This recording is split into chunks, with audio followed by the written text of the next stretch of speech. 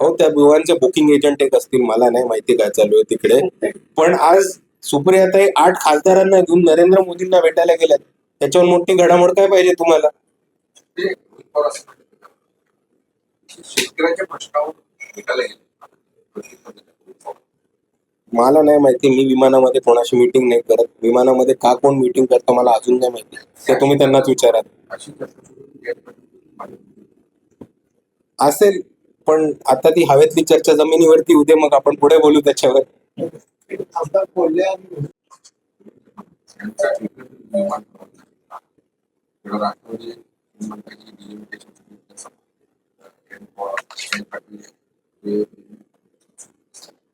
हो, त्या बुवांचे booking agent एक असतील, मला नाही माहिती काय चालू आहे तिकडे. पण आज सुप्रियाताई 8 खासदारांना घेऊन नरेंद्र मोदींना भेटायला गेल्यात. त्याच्यावर मोठी घडामोड काय पाहिजे तुम्हाला? ते थोडंसं शेतकऱ्याच्या प्रश्नावर भेटायला गेले. मला नाही माहिती, मी विमानामध्ये कोणाशी मीटिंग नाही करत. विमानामध्ये का कोण मीटिंग करतं मला अजून नाही माहिती. ते तुम्ही त्यांनाच विचारा. अशी चर्चा सुरू आहे. असेल, पण आता ती हवेतली चर्चा जमिनीवरती उद्या मग आपण पुढे बोलू त्याच्यावर. खासदार कोल्हे आणि इथूनच धोरणावर भाष्य करताना काही दिवसापासून आज जर का ते त्यांची मानसिकता ही आज त्यांची कुठेतरी विधानसभा स्थितीमध्ये होते आणि नेतृत्वावर त्यांचं म्हणजे हे काय चाललंय अशा अनुभवावरती बोलत. हे बघा, हे जे काही पक्ष आहेत ना, यांच्यामध्ये नेहमी असे काही चेहरे असतात जे भाजपला ठोकणारे, भाजपच्या विरोधात बोलणारे आणि स्वतःची ती प्रतिमा करून घेण्यासाठी काही मोरके चेहरे असतात. आणि त्याच्यासाठी काही चेहरे आपण ओळखून घ्यावे. पण त्याच्यावर महत्वाचं पक्षाचं धोरण कुठल्या बाजूला चाललंय, पक्षाची लिडरशिप कुठल्या बाजूला झुकते आणि पक्षाच्या लिडरशिपची कोणाशी हात मिळवणी चालू आहे, त्याच्यावरती आपण जास्त फोकस केला पाहिजे. कारण आपण नंतर बघितलंच की अमोल मिटकरी हे भाजपच्या विरुद्ध खूप बोलत होते. नंतर ते कुठल्या ट्रॅपमध्ये अडकले हे आपण सर्वांनी बघितलं. तर अमोल कोल्हेंबरोबर ते होऊ नये एवढीच मी त्यांना शुभेच्छा देतो. साहेब धरांगे पाटील तुळापूरला आले असताना बावनकुळेंच्या चेहऱ्यावर त्यांच्या कुठेतरी अशा पद्धतीची टीका ही काय वाटतं? अशा पद्धतीची टीका गेट असो काळ असो आणि बावनकुळे तुम्ही बावनकुळे आहात आणि 96 कुळे आहात आहे.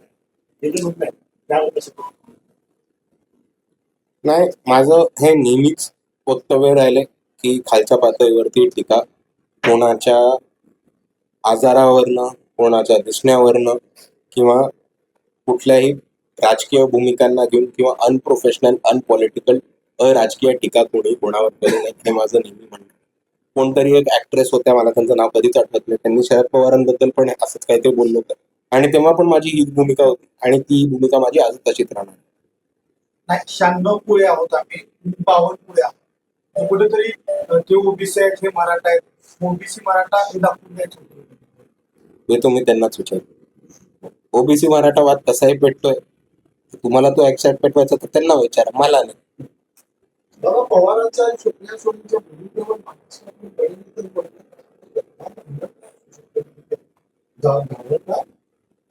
वंचित बहुजन आघाडी बोलतीये ना, मग आम्ही घाबरत नाही. जे घाबरतात त्यांना जाऊन विचारा.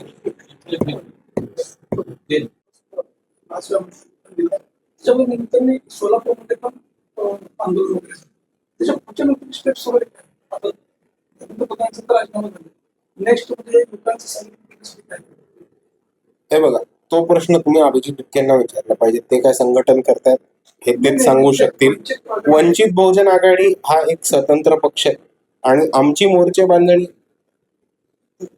कुठलाही राजकीय पक्ष ज्या पद्धतीने मोर्चे बांधणी करतो आणि संघटन बांधणी करतो त्याच बाजूनी होते. त्याला 2 अँगल्स असतात. एक संघटन मजबूत करणं, पक्षाची यंत्रणा मजबूत करणं, त्या सगळ्या विंग्स असतील, स्टुडंट विंग, युथ विंग, महिला विंग, पेरेंट बॉडी, या सगळ्या विंग स्ट्रॉंग करून जास्तीत जास्त लोक जोडून घेणं आणि संघटनेमध्ये क्षमता असलेली केपेबल लोक ऑब्झर्व करून जास्त चांगलंपणे काम करणं हे एका बाजूला. आणि दुसऱ्या बाजूला जी वंचित बहुजन आघाडीची राजकीय भूमिका ती जास्तीत जास्त लोकांपर्यंत पोहोचवणं, बाळासाहेब आंबेडकरांचं मत काय ते लोकांपर्यंत पोहोचवणं. आणि आज भाजपला हरवणं महत्वाचं काय आणि न मॅनेज होऊन भाजपच्या ईडीला किंवा पैशाला, या दोन्हीला बळी न पडणारा कोणता पक्ष असेल महाराष्ट्रात तर तो वंचित बहुजन आघाडी हे शेवटच्या माणसापर्यंत पोहोचवणार. तसाच विद्यार्थ्यांचा आक्रोश आहे. झारखंडमध्ये देखील त्या विधानसभेला घेरावला देशभरामध्ये विद्यार्थी वाटते. हो, आणि तुम्हालाच जोडून मी अजून एक माहिती देतो की आज तितकाच महत्वाचं आंदोलन हे चेन्नईमध्ये, तामिळनाडूमध्ये पण सुरू आहे आणि त्यांची वेगळ्या प्रकारची मागणी आहे, त्याच्याबद्दल पण आपण बोललो पाहिजे. तर सर्वात पहिले मी चालू करतो झारखंडपासून. झारखंडमध्ये विद्यार्थ्यांनी एक खूप मोठं आंदोलन केलं आणि त्याला एका अर्थाने आपण झारखंडमध्ये परत विद्यार्थ्यांनी उलगुलान असं उभं केलंय, बिरसा मुंडांच्या भाषेत बोलायचं तर असं आपल्याला दिसेल. आणि हे आंदोलन झारखंडमधलं अजून तीव्र होताना दिसतंय. या झारखंडच्या आंदोलनाचा ऍडव्हान्टेज असा आहे की झारखंडमध्ये काँग्रेस सरकार आहे. तर आधी जे विद्यार्थी जंतर मंतर वरती आले होते आणि भाजपने त्यांना काळबोट लावलं होतं की हे पाकिस्तानी एजंट आहेत, हे चायनाचे एजंट आहेत, हे काँग्रेसी लोक आहेत. आता हेच विद्यार्थी काँग्रेसच्या विरुद्ध पण प्रचार करतात आणि काँग्रेसच्या विरुद्ध आंदोलन करतात. तर आपल्याला एकच गोष्ट ठामपणे दिसेल की विद्यार्थी स्वतःच्या प्रश्नावरती बोलायला लागलेत, विद्यार्थी व्यक्त व्हायला लागले आणि खूप ठामप्रमाणे, प्रभावीप्रमाणे ते स्वतःचे प्रश्न लोकांसमोर मांडून त्याच्यावरती भाष्य करू शकतात. आणि ही महाराष्ट्राच्या राजकारणासाठी, महाराष्ट्राच्याच काय, भारताच्या राजकारणासाठी आणि लोकशाहीसाठी एक खूप वेलकमिंग चांगली गोष्ट आहे असं मी मानतो. दुसऱ्या बाजूला चेन्नई आणि तामिळनाडूमध्ये एक आंदोलन चालू आहे, ते म्हणजे बॅन नीट. आणि वंचित बहुजन आघाडीची पण हीच भूमिका सातत्याने राहिली. भारिप बहुजन महासंघापासून जेव्हा 2013 मध्ये नीट ही परीक्षा आली होती तेव्हा भारिप बहुजन महासंघाचं एकच म्हणणं होतं की आपल्या देशामध्ये 3 लिस्ट असतात, स्टेट लिस्ट, युनियन लिस्ट आणि कंकरंट लिस्ट. बरोबर? युनियन लिस्ट मध्ये फक्त केंद्र सरकार हस्तक्षेप करतं, स्टेट लिस्ट मध्ये फक्त राज्य सरकार करतं आणि कंकरंट लिस्ट मध्ये केंद्र सरकार किंवा राज्य सरकार दोन्ही चेंजेस करू शकतात. आता हेल्थ आणि एज्युकेशन हे दोन्हीही विषय स्टेट लिस्ट मधले म्हणजे राज्य सरकारचे. आणि तुम्ही जेव्हा सेंट्रल एक्झाम नीट सारखी लावता तेव्हा तुम्ही हेल्थ आणि एज्युकेशन हे दोन्ही स्टेट लिस्ट मधनं काढून युनियन लिस्ट मध्ये टाकता. म्हणून तमिळनाडू मधनं बॅन नीट ही आंदोलन चालू झालं होतं. अनिथा नावाचा एक विद्यार्थी होता, त्यांनी सुप्रीम कोर्टापर्यंत हा लढा घेऊन गेले होते की नीट रद्द झाली पाहिजे. तेव्हाही 2013 मध्ये भारिप बहुजन महासंघाचं हेच म्हणणं होतं की हेल्थ केअर आणि एज्युकेशन हे दोन्हीही विषय हे राज्य सरकारचे आहेत आणि ते राज्याकडेच राहिले पाहिजेत. आणि राज्यामध्ये डॉक्टर्ससाठी आणि एज्युकेशनसाठी ज्या पद्धतीची गरज आहे तो अधिकार राज्य सरकारकडे राहायला पाहिजे चेंजेस करायचा. एक भारतभर कॉमन एंट्रन्स टेस्ट करायची काहीही गरज नाही. या पद्धतीची भूमिका आम्ही घेतली होती आणि त्याच भूमिकेवरती आज आपल्याला तमिळनाडूमध्ये, चेन्नईमध्ये बरेचसे विद्यार्थी नीट रद्द करा या मागणीवरती आंदोलन करताना दिसतात. राजकारणामध्ये जर का राष्ट्रवादी काँग्रेस भेटीपेक्षा असेल किंवा ठीक आहे जे काही निर्णय असतील, काय काय ऐकून आलं परत म्हणा. संसदेच्या राजकारणामध्ये राष्ट्रवादी काँग्रेस जर का भाजपाच्या विविध विषयावर संशोधन असेल त्यावर जर का सकारात्मक पाठिंबा दिला तर भाजपाबरोबर गेलेली राष्ट्रवादीची भूमिका आहे महाराष्ट्रामध्ये पुरोगामी म्हणून आहे ती वेगळी आहे म्हणायचं, वेगळी होती म्हणायचं. ती कायमस्वरूपी बेडकीच होती. कारण आज आपल्यामध्ये अजित पवार नाहीये, पण अजित पवारांनी 4-5 वेळा हे वक्तव्य केले की त्यांनी जी सकाळची शपथविधी घेतली होती ती शरद पवारांच्या सांगण्यावरनं घेतली होती. 2014 मध्ये जेव्हा भाजपला एकतर्फा सत्ता नव्हती मिळत तेव्हा शरद पवारांनी भूमिका घेतली होती की आम्ही बाहेरनं पाठिंबा देऊ आणि उद्धव ठाकरेंना मजबूर केलं भाजप बरोबर जाण्यासाठी. तर शरद पवारांची पुरोगामी भूमिका ही नेहमी नाटकी आणि खोटीच होती आणि महाराष्ट्राच्या पुरोगामी वर्तुळाच्या डोळ्यामध्ये धूळ चोखणारीच होती. आणि संसदेमध्ये सदस्यांची मागणी आहे आपण पावसाळ्याच्या दिवसामध्ये शेवटचा दिवस आहे त्याची जबाबदारी कोणतरी घ्यावी आणि कोणी आम्ही दिला ते स्पष्ट करावं. पण गृहमंत्री बोलायला तयार ते नक्की या सगळ्या गोष्टांमध्ये आणखी ते संविधानाचे काही दुरुस्ती किंवा संविधान संशोधनाचे विषय सरकारचं नेमकं धोरण आणि त्याची स्ट्रॅटेजी काय असेल ह्या सगळ्या घटनांमध्ये कुठेतरी डिलिमिटेशन करून द्यायचं असं त्याचं काय करणार आहे? हे बघा, डिलिमिटेशनचं जे बिल होतं ते मोठ्या प्रमाणात सरकारमध्ये लोकसभेमध्येच आणून पाडलं होतं आणि त्याच्यामुळे काय झालंय की मोठ्या प्रमाणामध्ये भाजपनी इतर पक्ष फोडून स्वतःची आकडेवारी ही लोकसभेमध्ये वाढवायचा प्रयत्न केला. सर्वात पहिले आम आदमी पार्टी फोडलं, राघव चड्डा त्याचेच एक एक्झाम्पल दिसतात आपल्याला इथं. मग त्याच्यानंतर तृणमूल काँग्रेस फोडली, शायनी घोष आणि इतर खासदार म्हणजे नरेंद्र मोदींना एकेरी शिव्या देत होते ते आपल्याला नरेंद्र मोदींच्याच पक्षामध्ये आज आपल्याला दिसतात. दुसऱ्या बाजूला मग महाराष्ट्रात आले तर त्यांना माहितीये महाराष्ट्रातले पक्ष यांनी ऑलरेडी दोनदा फोडले, त्यांचं घरचंच काम आहे ते पक्ष फोडणं, तर त्यांनी परत उभाटाचा पक्ष फोडला. 6 खासदार उद्धव बाळासाहेब ठाकरेंचे हे डायरेक्ट शिंदे सेनेमध्ये गेले होते.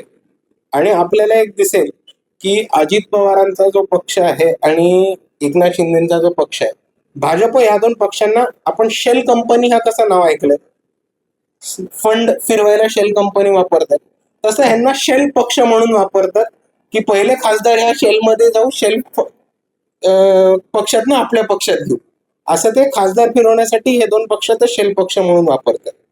आणि ह्या परिस्थितीमध्ये आजच आपल्याला दिसेल की सुप्रियाताई 8 खासदारांना घेऊन जे नरेंद्र मोदींना भेटायला गेले त्याची पण तुम्हाला लवकरच माहिती मिळेल की ते डिलिमिटेशन बरोबरच चर्चा करायला गेले होते. आणि डिलिमिटेशन झाल्यावर आपल्याला हे सुद्धा दिसेल की राष्ट्रवादी काँग्रेसच्या खासदारांनी कोणत्या बाजूने मतदान केलं.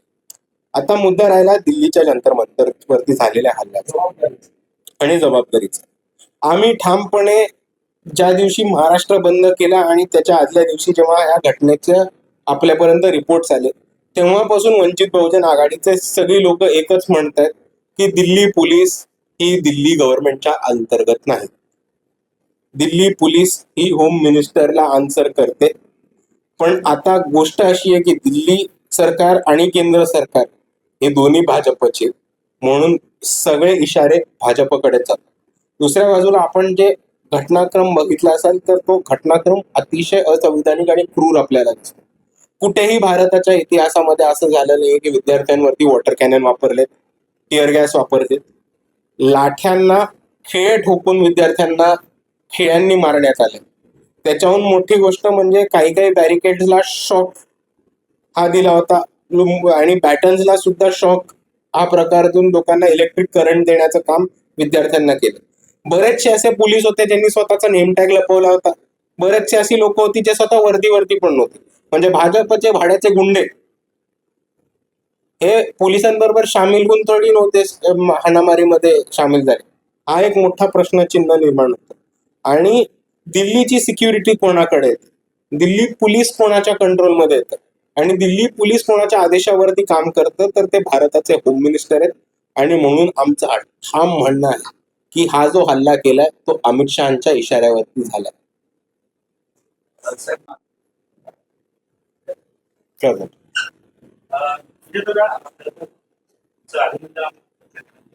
थँक्यू.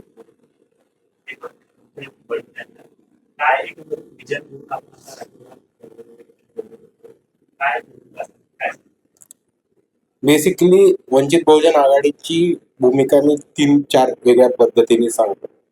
सर्वात पहिली गोष्ट आता जर सांगायची झाली तर महाराष्ट्रावर एक गोष्ट आपण समजून घेऊया की महाराष्ट्रावर राजकीय अस्वस्थता खूप आहे. आज लोकांना असं वाटतंय की त्यांनी जो मतदान केलंय ते मतदान रिफ्लेक्ट नाही होते. हे एका बाजूला ईव्हीएम वरती शंका लोकांच्या बाजूने येते. दुसऱ्या बाजूला पुढच्या इलेक्शनमध्ये SIRच्या वतीने जो घोळ होणार त्याच्याबद्दल लोकांच्या मनामध्ये खूप शंका आणि भीती आहे की SIR मुळे आपलं नाव कापलं जाईल का, वोटिंग करता येईल का. त्याच्याहून मोठी खळबळ ही महाराष्ट्रामध्ये अजून एका कारणामुळे झाली की लोकांना एका बाजूला वाटतच आहे की मतदान केलेलं खऱ्या ठिकाणी गेलंय का, SIRचा प्रश्न आहे. पण दुसऱ्या पक्ष आपण जर विपक्षाची गोष्ट बघितली तर लोकांनी ज्या लोकांना निवडून दिलंय म्हणजे भाजप नको म्हणून जो पर्याय लोकांनी निवडलाय तोच पर्याय भाजपमध्ये आपल्याला जाताना दिसतोय. 2020 मध्ये 2021 मध्ये शिवसेना फुटली. शिवसेनेचे निवडून आलेले आमदार खासदार हे भाजपमध्ये गेले. त्याच्यानंतर 2023 मध्ये राष्ट्रवादी काँग्रेस फुटली. लोकांनी भाजपच्या विरुद्ध निवडून दिलेले आमदार खासदार हे परत भाजपमध्ये गेले. त्याच्यानंतर 2024 मध्ये जे महाविकास आघाडीचे आमदार आणि खासदार निवडून आलेले, त्याच्यात आपण बघितलं असेल की 6 शिवसेने उभाटाचे खासदार हे भाजपमध्ये गेलेत. काही आमदार हे भाजपमध्ये जाण्याच्या वाटेवरती आहेत. त्याचबरोबर आज जर आपण दिल्लीतल्या घटना बघितल्या तर आजच सुप्रियाताई हे महाराष्ट्राच्या 8 खासदारांना घेऊन नरेंद्र मोदीची भेट केल्या गेले. त्यांनी पब्लिकली काल प्रेस स्टेटमेंट करून सांगितलंय की ही जी चर्चा होतीये ही महाराष्ट्राच्या डेव्हलपमेंट बद्दल आहे, पण ते सर्रास खोटं आहे. आजची जी चर्चा होतीये ती भाजपला डिलिमिटेशन बिल कसं पास करता येईल त्याची मदत करण्यासाठी ही राष्ट्रवादीच्या खासदारांबरोबर ही बैठक झालेली आहे. आणि तेच बघत असताना दुसऱ्या बाजूला चर्चा ही कायम चालूच आहे की राष्ट्रवादी काँग्रेस, शरद पवार गट हे भाजप बरोबर जातील किंवा भाजप बरोबर विलीन होतील किंवा अजित पवार गटामध्ये विलीन होऊन ते भाजप बरोबर जातील. दुसऱ्या बाजूला आपण जर बघितलं तर सुप्रियाताईच्या ज्या मुलीचं लग्न झालंय ते लग्न एका कट्टर RSS BJP फॅमिलीमध्ये झालं. त्यांचेच जे वडील होते ते विधान परिषदेला उभे होते आणि राष्ट्रवादींनी त्यांच्या विरुद्ध म्हणजे विधान परिषदेच्या आमदारकीला तिकीट न उभं करता त्यांना बिनविरोध नागपूरमधनं विधान परिषदेवरती पाठवण्याचं काम केलं. तर आपल्याला एका बाजूला दिसतं की भाजप महाराष्ट्राला लुटतोय. महाराष्ट्राची जी काही मागच्या वर्षामध्ये वाईट परिस्थिती झाली ती भाजपच्या राजकारणामुळे झाली. आणि दुसऱ्या बाजूला जे भाजपला विरोध करण्याचं नाटक करतात त्यांनीच पडद्यामागनं भाजपशी हात मिळवणी केली. आणि ह्या परिस्थितीमध्ये वंचित बहुजन आघाडीकडे खूप जास्त लोकांचा ओढ वाढतो. आपण बघितलं असेल तर कालच्या एका दिवसात मी 3 वेगळ्या शहरांमध्ये पक्षप्रवेश कार्यक्रम घेतले. मुंबईमध्ये बाळासाहेबांच्या हस्ते 3 मोठ्या गटांचे पक्षप्रवेश झाले. आणि याचा अर्थ एकच दिसतो की खूप मोठ्या प्रमाणामध्ये तरुण वर्ग एका बाजूला आणि दुसऱ्या बाजूला राजकीय जाणकार वर्ग हे दोन्ही वर्ग वंचित बहुजन आघाडी हा भाजपला हरवण्यासाठी एक पर्याय उभा राहतोय आणि मोर्चे बांधणी करतोय म्हणून वंचित बहुजन आघाडीकडे येताना दिसतो. दुसऱ्या बाजूला महाराष्ट्रामध्ये वंचित बहुजन आघाडीची परवाच नवीन कमिटी निवडून आली आणि आपण जर बघितलं तर ही कमिटी खूप यंग, नवीन, तरुण अशी आहे. आणि ह्या देशामध्ये जेव्हा खूप मोठ्या प्रमाणात युवकांनी आणि जेनझींनी मागच्या एका महिन्यामध्ये राजकीय अस्वस्थता हलवून स्वतःचा एक राजकीय प्रतिसाद उमटून दाखवला आणि धर्मेंद्र प्रधानांचा राजीनामा घेतला आणि BJPला बॅकफूटवरती टाकलं, त्या परिस्थितीमध्ये जेव्हा एवढ्या मोठ्या प्रमाणात वंचितचे लीडरशिप ही युवकांच्या हातामध्ये येते तेव्हा खूप सारे युवक नॅचरली हे वंचितकडे आकर्षित होताना आपल्याला दिसतात. पण